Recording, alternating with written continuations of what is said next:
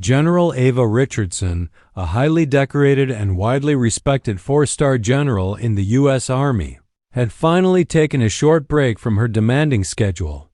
A brilliant strategist and the highest-ranking black woman in military history, Ava was known for her sharp mind, calm demeanor, and ironclad discipline.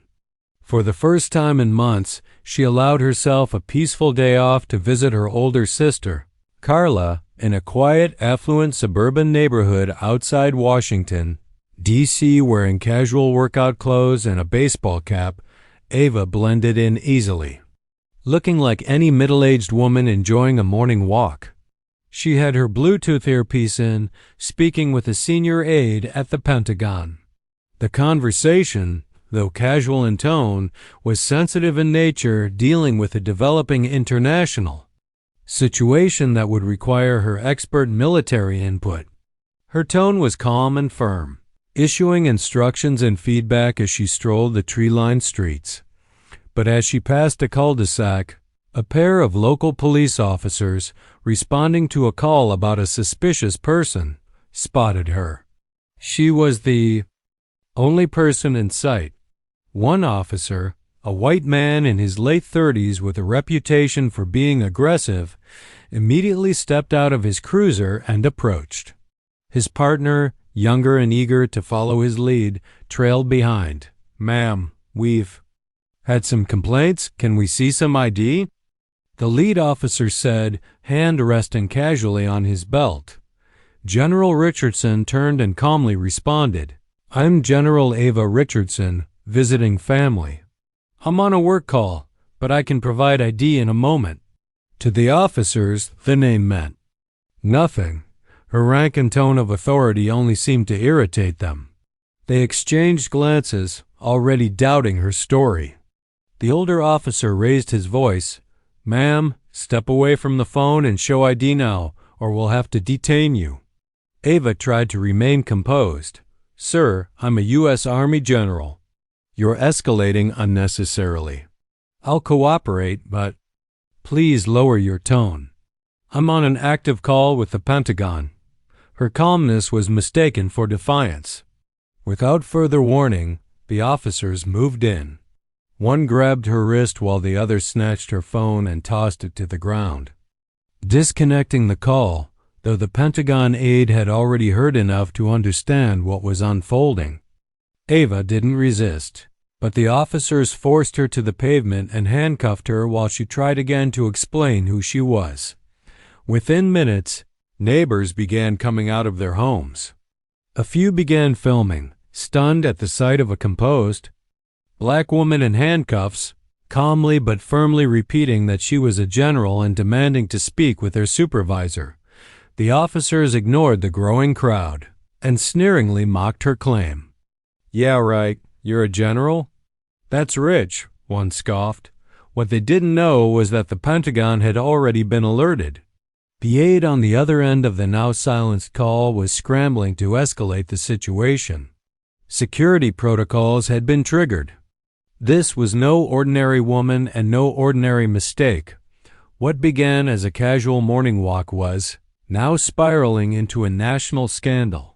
General Ava Richardson sat on the curb, wrists cuffed tightly behind her back, the cold metal biting into her skin.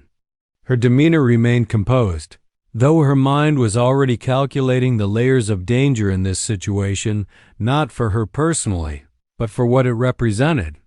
She had identified herself multiple times, but the two officers refused to believe her. She had offered to retrieve her military ID from her jacket pocket. Instead, they treated her as a criminal, an anonymous black woman they believed had no authority, no rank, and no right to be in the neighborhood. Their ignorance wasn't just insulting, it was dangerous. The older officer, Officer Trent Mallory, paced as he called in what he claimed was a non-compliant suspect. His younger partner, Officer Brooks, hovered nervously, clearly unsettled. By the growing group of neighbors filming the scene with their phones, among the small crowd, murmurs started. One woman whispered, "That's Carla Richardson's sister. Isn't she someone in the military?" Another man said, I heard she's a general." But the police ignored the bystanders. Meanwhile, back at the Pentagon, Ava's dropped. Call caused immediate alarm. The aide on the other end, who had been mid-sentence when the call abruptly cut off, had heard the escalation, Ava's firm voice identifying herself, and then the confrontation. They immediately alerted their supervisor, and the chain reaction began. Within minutes, the Pentagon's Office of Emergency Communications dispatched a rapid response team to confirm her safety. The Secretary of Defense was personally informed that a 4-star general might have been unlawfully detained in public.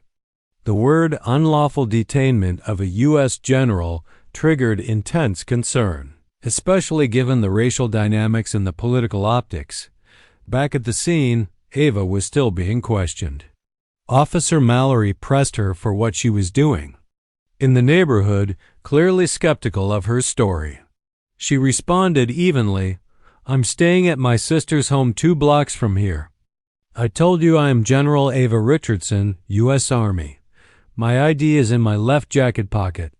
You violated protocol by not verifying my identity before using force."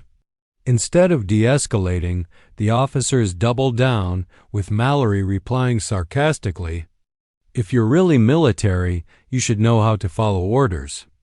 At that moment, a new vehicle pulled up another patrol car.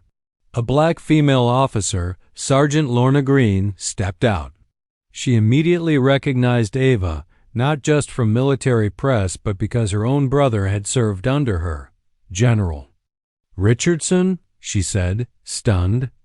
"What on earth is going on here?" Officer Mallory rolled his eyes. "She says she's a general. We got a suspicious person call. She wouldn't comply." Sergeant Green's demeanor shifted. "You didn't check her ID? You cuffed her without confirming anything?" The moment became tense. Mallory's pride prevented him from admitting fault. Ava, still restrained, turned her gaze toward Green and said, "Please call the Pentagon. They're already aware." Realizing the severity of what had occurred, Sergeant Green quickly moved to intervene. But before she could finish calling it in, the low rumble of approaching black SUVs signaled the arrival of military personnel. The incident had now moved far beyond a misunderstanding. It was about to explode on a national scale. The sharp hum of black SUVs broke the suburban calm like thunder. 4 unmarked vehicles with government plates rolled to a stop at the curb where General Ava Richardson remained handcuffed. From them stepped uniformed military police officers, Pentagon security personnel, and a high-ranking civilian from the Department of Defense. Their faces were grim and focused. Word of Ava's detainment had reached the highest levels, and the response was swift. Sergeant Lorna Green, still holding her radio, immediately stepped back as the Pentagon team approached. One officer demanded, "Who's in charge here?" Officer Trent Mallory stepped forward with a stiff, defensive posture. "I am. We received a suspicious person call." The woman refused to cooperate. The civilian official, a deputy undersecretary named Paul Grant, responded coldly. "That woman is a 4-star general in the United States Army. You assaulted her, restrained her, ignored multiple identifications, and interrupted an active call with Pentagon command. Do you realize what you've done?" Mallory stammered, "She didn't have ID out. She was on the phone. She wouldn't listen." General Ava Richardson slowly rose to her feet with the help of a military officer, finally released from the cuffs. Though the marks on her wrists were visible, her composure remained absolute. She dusted herself off and looked Mallory in the eye. "You ignored my words, mocked my rank, and used force when none was necessary. I gave you my name and rank 3 times. You didn't believe a black woman could be a general. That's the truth of it." The surrounding neighbors were now silent. Some began filming again. Others lowered their phones, ashamed or stunned by the spectacle. Officer Brooks, the younger of the 2 cops, looked visibly shaken. He had started to understand the gravity of their mistake and was now retreating emotionally, unsure of what to do or say. Sergeant Green stood nearby, arms crossed, watching events unfold. She knew this would be a defining moment, not just for the officers involved, but for their entire department. As Ava was escorted to one of the Pentagon vehicles for medical evaluation and a debriefing, the local police chief finally arrived. Chief Harold Mancuso, an aging white man with decades in the department, looked exhausted as he surveyed the situation. After getting briefed by both his officers and Pentagon officials, he tried to downplay the incident. This looks like both his officers and Pentagon officials. He tried to downplay the incident. This looks like a big misunderstanding. I'm sure we can clear this up without— No, Paul Grant interrupted. There is no misunderstanding. This is a civil rights violation and a national security breach. The Secretary of Defense is already involved. You'll be getting calls from the DOJ and the White House. Within the hour, video of the arrest had hit Twitter and Instagram. The hashtag General Ava exploded online. Clips of the officers handcuffing Ava while she calmly identified herself went viral. Celebrities, veterans, lawmakers, and activists began weighing in. The narrative was clear. A black woman general had been racially profiled, disrespected, and humiliated. The local police department issued a bland statement about an ongoing investigation, but the damage had been done. The eyes of the nation were now fixed on this quiet suburban street and on the two officers who had underestimated a woman who had earned stars not just on her uniform, but in the hearts of millions. By the next morning, everyone was talking about General Ava Richardson. News segments ran the footage on repeat, her in cuffs, calm and composed, identifying herself as a 4-star general while two white officers ignored her words. Major news outlets like CNN, MSNBC, and even conservative platforms couldn't ignore the racial optics, military implications, and public outrage. Social media was in overdrive. Hashtags like #Justice for Ava, #Racist Cops, and #She Told You began trending worldwide. Within 24 hours, General Richardson's name had become synonymous with dignity under fire. But while the world spoke her name, she herself remained silent. Ava declined every interview request. Instead, she released a short statement through the Department of Defense. I believe in the rule of law. I believe in accountability. But above all, I believe action should speak louder than outrage. I trust the system to respond appropriately. The Pentagon's leadership didn't remain silent, however. The Secretary of Defense released a public condemnation of the incident, calling it a sobering example of why systemic reform in law enforcement must continue. The Joint Chiefs also issued a rare joint statement, reaffirming their respect for General Richardson and noting that her treatment was unacceptable and unbecoming of the values we defend. Meanwhile, the two officers at the center of the scandal, Trent Mallory and Zach Brooks, were placed on administrative leave pending investigation. Officer Mallory issued a brief personal statement claiming he had followed protocol and could not verify the suspect's identity at the time. But video evidence, public outcry, and military scrutiny said otherwise. What made matters worse for the department was the release of Sergeant Lorna Green's internal memo. As the only officer on the scene who recognized General Richardson and tried to intervene, she submitted a formal complaint outlining the events from her perspective. The memo, which was later leaked to the press, painted a damning picture of department culture describing routine dismissals of black citizens' concerns, a good old boys network in the leadership, and prior incidents that had gone unreported or buried. The community grew restless. Activists began organizing protests outside the police station. The mayor, under immense pressure, called for a city council meeting to discuss police accountability. Meanwhile, former soldiers who had served under Ava began sharing their stories of her leadership, humanizing her, amplifying her status beyond just rank. She wasn't just a general. She was a respected and beloved figure in the armed forces. Throughout all of this, General Richardson remained away from the spotlight. She returned to duty, business as usual, refusing to center herself in the outrage. But her silence wasn't passive, it was strategic. Behind the scenes, she met with senior Pentagon officials, DOJ representatives, and civil rights leaders to ensure that the investigation would be thorough and just. She didn't want this to be about her alone. She wanted lasting change. One afternoon, she walked into the Pentagon press room to briefly address the media. Dressed in full uniform, she stood behind the podium and said, "I will speak fully when those responsible have been held accountable. Until then, let the evidence speak for itself. And let the system show the people whether it still has integrity." The world listened and waited. The investigation moved swiftly, far swifter than most cases involving police misconduct.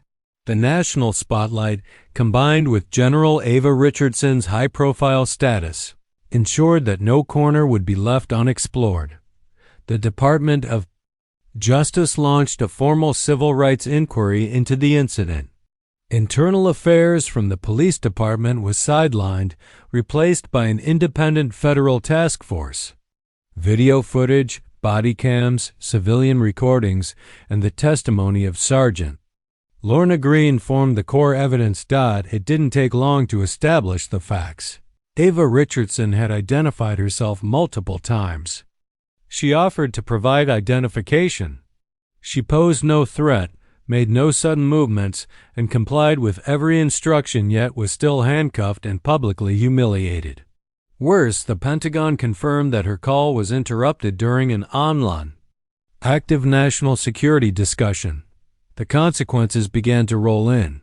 Officer Trent Mallory, the lead instigator, was terminated for misconduct, excessive force, and violation of civil rights. The department also revealed he had prior complaints of racial profiling, most of which had been quietly dismissed over the years. His name was added to a national database of decertified officers, effectively ending his law enforcement career. Officer Zach Brooks, the younger partner, was also dismissed.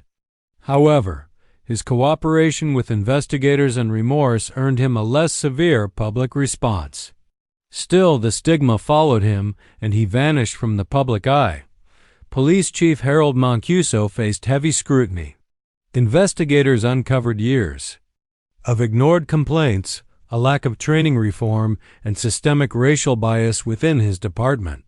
Public pressure and a petition signed by over 150,000 people forced his resignation. In his final statement, he admitted mistakes were made, but stopped short of a full apology, which only deepened public anger. Sergeant Lorna Green, the only officer who had acted with integrity, was commended by both the city and the Pentagon.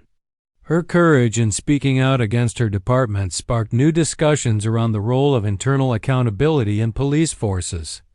Meanwhile, General Ava Richardson's quiet resolve continued to inspire. She was called to testify before Congress during a special hearing on racial bias in law enforcement. In her testimony, she didn't vent anger or demand revenge. Instead, she calmly presented what had happened, why it mattered, and what needed to change. Her words were powerful. "This is not about personal humiliation. I've led troops in war zones. I've been under fire. But never did I expect that I would face dehumanization not from an enemy abroad, but from those sworn to protect us here at home." Her testimony moved lawmakers on both sides of the aisle. A new bill was introduced, the Public Accountability and Equal Protection Act, which included federal oversight requirements for local police departments. mandatory bias training, and a national reporting system for excessive force incidents. In the city where it all started, reforms began immediately. A civilian oversight board was formed. Body cam footage became public record. Officers were retrained and new leadership was brought in. Across the country, conversations deepened. Ava's experience reignited the urgency for reform, not just for high-profile individuals, but for every person treated unfairly and unheard. And for the first time in a long time, change didn't feel like a distant hope. It felt possible. Months had passed since the day General Ava Richardson was handcuffed on a quiet suburban street for doing nothing more than taking a walk while black. In that time, the world had changed around her, not because of speeches or anger, but because of the example she set and the quiet power of accountability enforced through action. The city where the incident occurred had undergone a transformation. The new police chief, appointed with the support of both community leaders and military liaisons, had implemented sweeping reforms. All officers underwent mandatory racial bias training. An independent civilian review board was established with real power to investigate misconduct. And, perhaps most importantly, the community began to rebuild its trust in those sworn to protect them. Nationally, the ripple effects of Ava's experience continued to spread. The Public Accountability and Equal Protection Act, which she had, inspired through her congressional testimony, passed the House and Senate with rare bipartisan support.